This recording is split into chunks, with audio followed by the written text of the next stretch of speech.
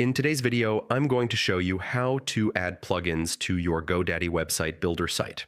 It's a simple process that takes just about 5 minutes, and by the end, you'll be able to enhance your site with new features and tools using plugin code.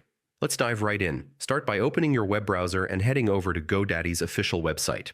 Once you're on the home page, log into your GoDaddy account, if you haven't already. After logging in, you'll be taken to your account manager. Here, click on the Products tab. This will display a list of all your GoDaddy services. Locate your website. If you're using GoDaddy's website builder, it will appear under Site Builders. Click on your website name to access the main dashboard. From here, select Edit Website.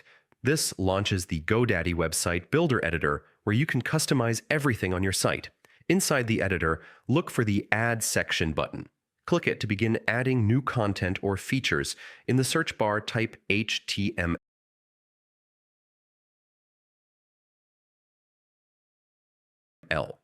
This is key because most plugins are added using HTML embed codes. Once the HTML option appears, click on it. You'll see a blank HTML section added to your page. Next, click the Add button to confirm and place the HTML block on your site.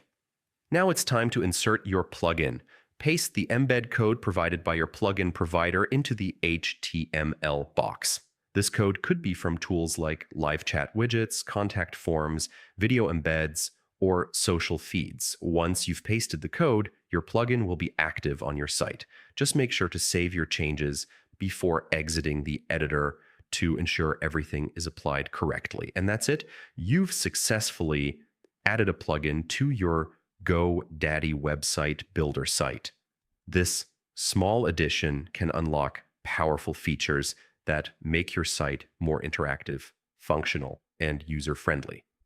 Thanks for watching. If you found this helpful, give it a like and subscribe for more simple web tutorials. Happy website building!